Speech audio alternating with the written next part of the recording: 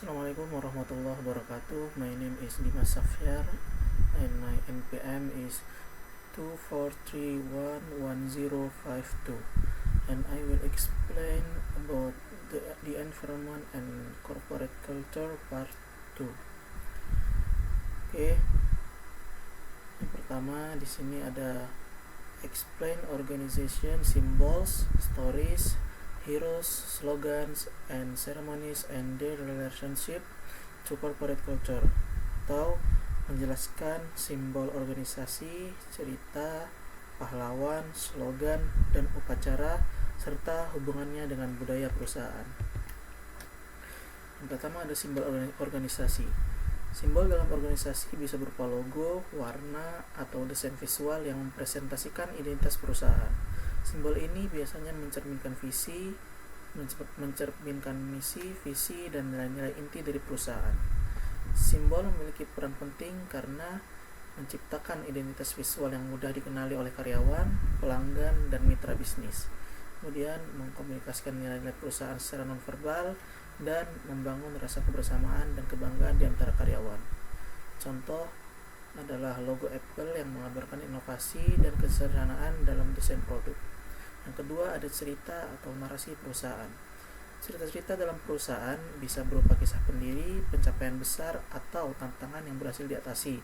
Cerita ini berfungsi untuk menginspirasi karyawan dengan kisah sukses perusahaan, mengingatkan karyawan tentang perjuangan dan dedikasi yang diperlukan untuk mencapai tujuan, memperkuat budaya perusahaan dengan menekankan nilai-nilai yang dibutuhkan untuk kesuksesan. Kemudian yang ketiga ada pahlawan atau tokoh inspiratif. Pahlawan perusahaan bisa berupa pendiri, manajer, atau karyawan yang dianggap sebagai panutan karena kontribusinya yang luar biasa. Pahlawan ini memainkan peran dalam menjadi role model bagi karyawan dalam mengikuti nilai dan etika kerja yang dianut perusahaan. Kemudian menguatkan nilai-nilai seperti kerja keras, integritas, dan inovasi, dan memberikan motivasi kepada karyawan untuk mencapai standar yang lebih tinggi. Kemudian yang keempat ada slogan. Slogan adalah pernyataan singkat dan mudah diingat yang mempresentasikan nilai atau misi perusahaan. Fungsi slogan adalah mengkomunikasikan nilai inti atau tujuan utama perusahaan kepada publik dan karyawan, membangun konsistensi dalam penyampaian pesan, dan memotivasi karyawan untuk bekerja dengan semangat sesuai dengan pesan yang disampaikan. Yang kelima ada upacara. Upacara di dalam organisasi mencakup pertemuan, penghargaan, perayaan tahunan, atau acara internal lainnya. Upacara ini penting karena dapat memperkuat hubungan antar karyawan dan menciptakan kebersamaan. Kemudian merayakan pencapaian dan memberi penghargaan pada kontribusi yang signifikan dan membangun komitmen karyawan terhadap tujuan bersama. Hubungan dengan budaya perusahaan. Semua elemen ini berperan penting dalam membentuk dan mengkomunikasikan budaya perusahaan. Budaya perusahaan adalah nilai, keyakinan, dan norma yang mengatur perilaku dan interaksi di dalam organisasi.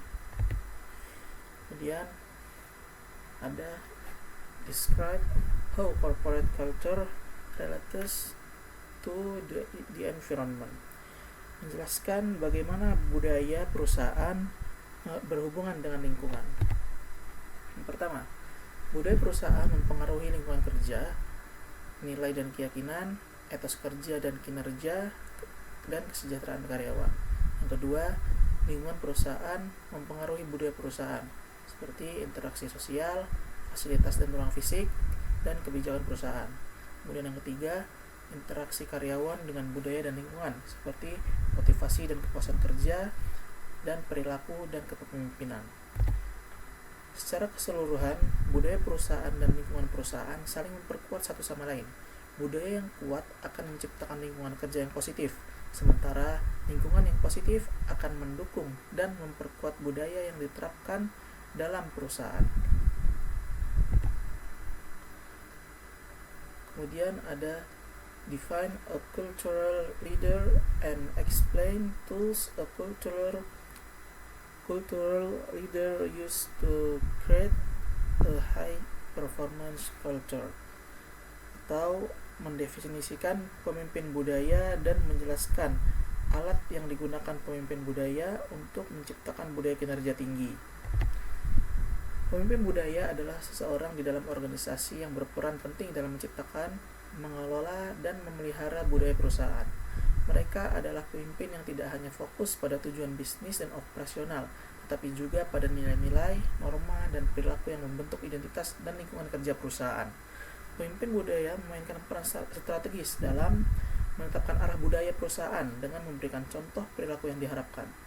Kemudian mengkomunikasikan nilai-nilai inti perusahaan kepada seluruh karyawan, kemudian menciptakan lingkungan kerja yang positif dan mendukung produktivitas serta keterlibatan karyawan, dan menjaga konsistensi antara budaya yang diinginkan dan perilaku karyawan. Alat-alat yang digunakan pemimpin budaya untuk membentuk dan merekreasi budaya, yang pertama ada komunikasi yang konsisten dan jelas. Pemimpin budaya menggunakan komunikasi sebagai alat utama untuk menyampaikan dan menanamkan nilai-nilai inti perusahaan. Beberapa cara komunikasi yang efektif adalah pernyataan visi dan misi yang kuat. Pemimpin budaya menyusun visi dan misi yang jelas dan bermakna, lalu mengkomunikasikannya secara berulang-ulang kepada karyawan. Kemudian yang kedua ada forum terbuka, menciptakan ruang bagi karyawan untuk memberikan umpan balik, bertanya, atau berbagi pandangan tentang budaya perusahaan. Dan yang ketiga, menyebarkan cerita inspiratif. Narasi atau kisah yang relevan sering digunakan untuk memperkuat nilai-nilai perusahaan. Kemudian yang kedua adalah keteladanan dan kepemimpinan dengan contoh. Pemimpin budaya seringkali menjadi teladan langsung dari nilai-nilai yang ingin mereka tanamkan dalam organisasi. Hal ini penting karena karyawan cenderung meniru perilaku yang mereka lihat pada pemimpin. Kemudian, konsistensi dalam perilaku pemimpin menciptakan kepercayaan dan kejelasan tentang apa yang diharapkan. Yang ketiga, ada sistem penghargaan dan pengakuan pemimpin budaya. Menggunakan sistem penghargaan dan pengakuan sebagai alat untuk memperkuat perilaku yang mendukung budaya yang diinginkan. Mereka akan menghargai karyawan yang menunjukkan perilaku sesuai dengan nilai budaya perusahaan, misalnya dengan penghargaan karyawan bulan ini. Kemudian menciptakan insentif untuk inovasi dan kolaborasi yang sesuai dengan visi perusahaan. Kemudian menghukum perilaku negatif atau perilaku yang tidak sesuai dengan norma budaya yang ditetapkan. Yang keempat, ada pelatihan dan pengembangan karyawan. Pemimpin budaya seringkali menggunakan program pelatihan dan pengembangan untuk membantu karyawan memahami dan menanamkan nilai-nilai budaya perusahaan. Pelatihan ini meliputi program orientasi untuk karyawan baru yang berfokus kepada memperkenalkan budaya perusahaan. Kemudian, pelatihan keberlanjutan yang terus-menerus untuk memastikan karyawan memahami dan mempraktikkan nilai-nilai budaya dalam tugas sehari-hari. Kemudian, pengembangan kepemimpinan untuk memastikan pemimpin masa depan juga menjadi pemimpin budaya yang baik. Yang kelima, pengelolaan lingkungan kerja, lingkungan fisik, dan digital juga dapat digunakan oleh pemimpin budaya untuk mendukung budaya perusahaan. Pemimpin budaya bisa menciptakan lingkungan yang mendukung kolaborasi dan inovasi, misalnya dengan ruang kerja yang fleksibel dan terbuka. Kemudian, mengintegrasikan teknologi yang memungkinkan komunikasi dan kerjasama lintas tim yang lebih baik, dan ramah lingkungan atau berkelanjutan jika keberlanjutan merupakan bagian dari nilai perusahaan. Dan yang keenam, pengambilan keputusan yang berbasis nilai pemimpin budaya, memastikan bahwa semua keputusan penting dalam perusahaan dibuat berdasarkan nilai-nilai inti. Ini membantu mempertahankan keselarasan antara budaya dan strategi perusahaan, kemudian menyampaikan pesan yang jelas bahwa budaya perusahaan lebih penting daripada tujuan jangka pendek atau keuntungan finansial saja. Kemudian selanjutnya ada the organization environment relationship atau hubungan lingkungan organisasi.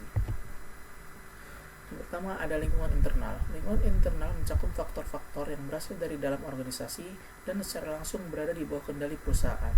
Faktor-faktor ini dapat meliputi budaya organisasi. Nilai-nilai, norma, dan perilaku yang dipraktikkan dalam organisasi sangat mempengaruhi bagaimana perusahaan beroperasi dan merespons tantangan.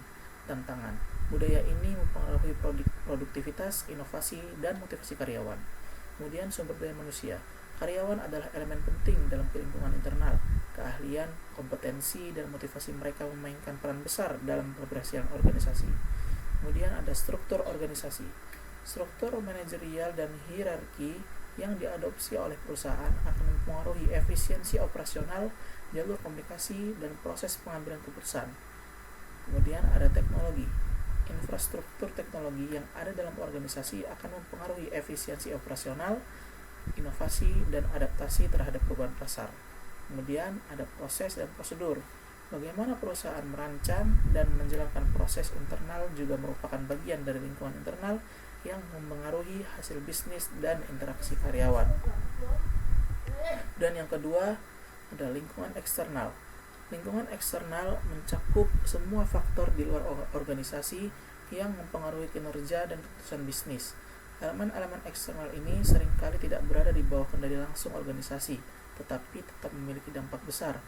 Lingkungan eksternal terdiri dari lingkungan mikro dan makro. Lingkungan mikro, elemen-elemen ini berinteraksi langsung dengan organisasi dan mempengaruhi kegiatan operasional sehari-hari.